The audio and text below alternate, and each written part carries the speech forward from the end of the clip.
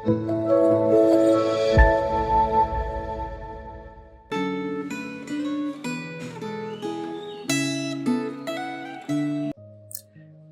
saudara, jumpa kembali di dalam Refleksi Gema tanggal 6 Juli 2023. Mari sebelum kita bersama-sama merenungkan firman Tuhan, kita bersatu di dalam doa. Bapa di dalam surga, kami berterima kasih Tuhan oleh karena kebaikan-Mu untuk sepanjang hidup kami.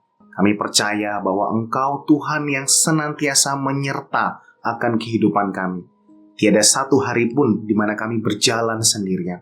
Maka Tuhan kiranya melalui kebenaran firman-Mu ini, sungguh juga boleh turut menolong kami untuk menyadari bahwa Engkau Tuhan yang selalu ada di sana, dimanapun kami berada, bahkan di dalam setiap pergumulan kami. Terima kasih Tuhan, kami siap merenungkan firman-Mu, pimpin kami dalam kuasa Allah Roh Kudus. Dalam nama Yesus Kristus, Tuhan kami berdoa. Amin. Saudara, kita bersama-sama diajak oleh Refleksi Gema untuk merenungkan sebuah tema, yaitu pesimisme, realitas tanpa Tuhan. Saudara, ini terambil dari Bilangan pasal yang ke-13. Saudara bisa membaca secara lengkap pasal tersebut, tetapi pada kesempatan kali ini saya hanya akan membacakannya di ayat yang ke-25 sampai yang ke-30. Demikian firman Tuhan. Sesudah 40 hari mereka pulang dari pengintaian negeri itu. Mereka pergi menemui Musa, Harun, dan segenap umat Israel di Kades, di padang gurun Paran. Mereka membawa kabar kepada keduanya dan kepada segenap umat, serta memperlihatkan hasil negeri itu kepada mereka semua. Mereka menceritakan kepadanya, "Kami sudah masuk ke negeri kemana engkau mengutus kami. Memang negeri itu berlimpah-limpah susu dan madunya. Inilah hasilnya. Hanya saja, bangsa yang tinggal di negeri itu kuat-kuat.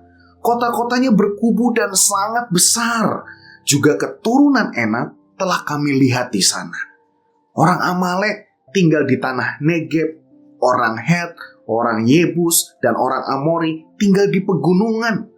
Orang Kanaan tinggal di sepanjang tepi laut dan di sepanjang tepi sungai Yordan." Kemudian, Kaleb mencoba menenteramkan hati bangsa itu di hadapan Musa. Katanya, "Tidak, kita akan maju dan menduduki negeri itu, sebab kita pasti mengalahkannya." Saudara, pernahkah saudara mengalami perasaan pesimis, saudara? Di dalam Kamus Besar Bahasa Indonesia, arti pesimis itu didefinisikan sebagai orang yang bersikap atau berpandangan seperti tidak memiliki harapan yang baik, gitu ya. Khawatir dengan rasa kalah, khawatir akan merasa rugi, dan lain sebagainya. Sedangkan menurut jurnal psikologi, salah satunya membahas bahwa pesimis itu diartikan sebagai sikap menantikan hasil yang rugi terhadap peristiwa yang unknown, peristiwa yang merupakan masih sebuah misteri, seperti itu saudara. Dan sampai di sini, mungkin kita akan melihat apa yang dialami oleh para pengintai pada saat itu sebagai sesuatu yang sebetulnya cukup wajar, saudara. Tetapi jikalau kita melihat konteks Bilangan 13 ini, mereka itu yang diutus bukanlah orang sembarangan. Musa mengutus apa yang di dalam ayat 2 itu dikatakan, dari setiap suku nenek moyang mereka haruslah kau suruh seorang, semuanya pemimpin-pemimpin di antara mereka.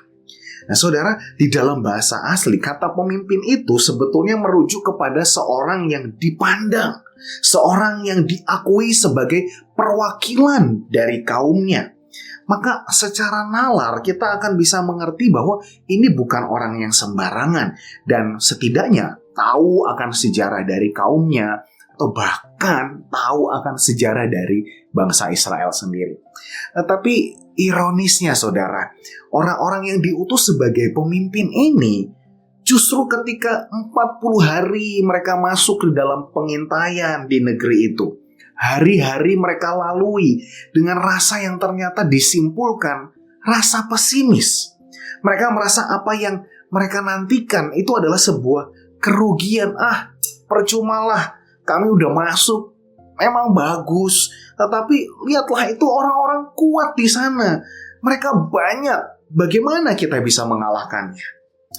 Saudara, seandainya saja para pemimpin ini betul-betul mengingat akan sejarah, yaitu misalnya di dalam Keluaran pasal yang ketiga ayat yang ke-7 sampai yang ke-8, di mana pada saat itu Musa itu dijumpai oleh Tuhan. Musa sendiri masih hidup di tengah-tengah mereka, jadi artinya ini gak jauh-jauh banget saudara.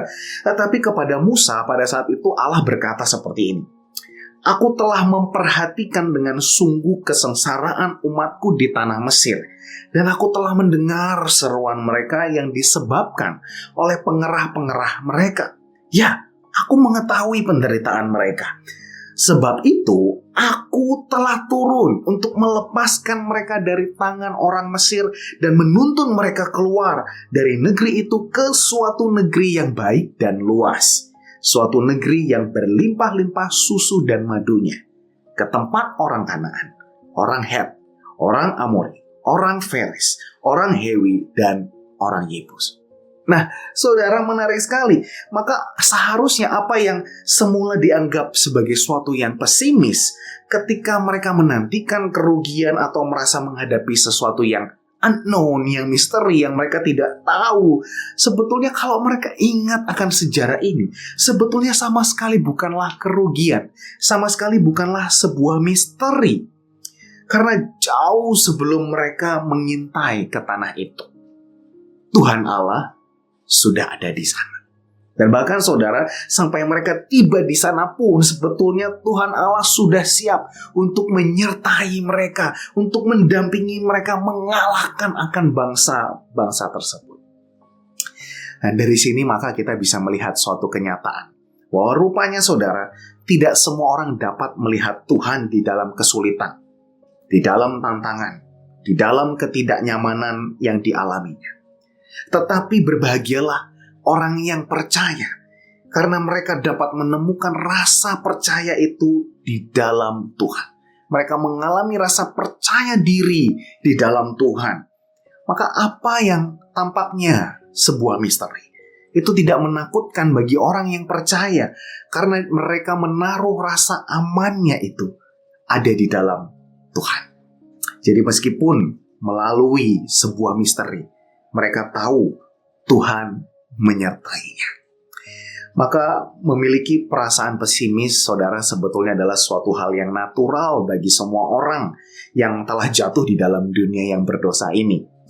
Tetapi untuk tinggal di dalam rasa pesimis dan menyebarkan pesimisme adalah ciri realitas dari seorang yang apa penulis Gema itu katakan, yaitu orang yang hidupnya tanpa Tuhan. Di sisi lain, optimisme saudara jugalah bukan sebuah rasa fanatik di mana mengeluh-elukan dan terlalu meyakini akan hal-hal baik-baik saja yang Tuhan akan berikan kepada kita. Optimisme bagi orang yang percaya adalah sebuah keyakinan bahwa Tuhan itu baik, Tuhan itu setia terhadap janji-janjinya, dan Tuhan pasti akan menyertai melewati badai kehidupan, melewati berbagai kesulitan, dan bahkan melalui misteri itu sendiri.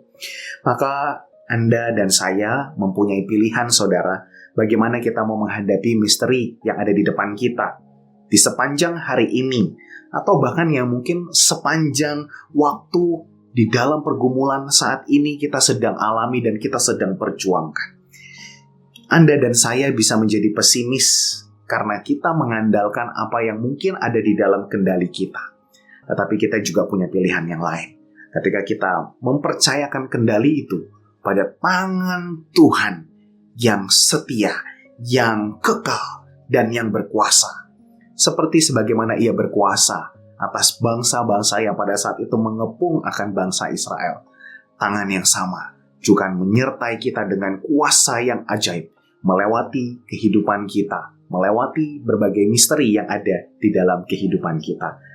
Jangan takut, saudara, sebab Immanuel, Tuhan beserta dengan kita.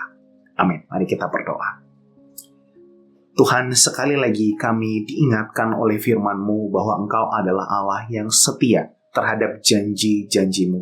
Maka Tuhan pimpin kami, gerakkan kami, dorong kami untuk terus bersandar hanya kepada janji-Mu Tuhan, karena kami percaya janji-Mu lah dan firman-Mu lah yang tidak pernah berubah dan tergoyahkan.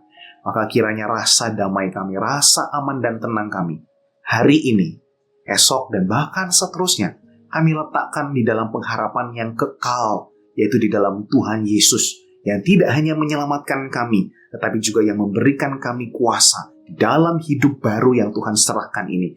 Kami bisa jalankan untuk mengerjakan apa yang Tuhan percayakan, baik di dalam kesulitan maupun di dalam sukacita. Kami berjalan bersama dengan Tuhan.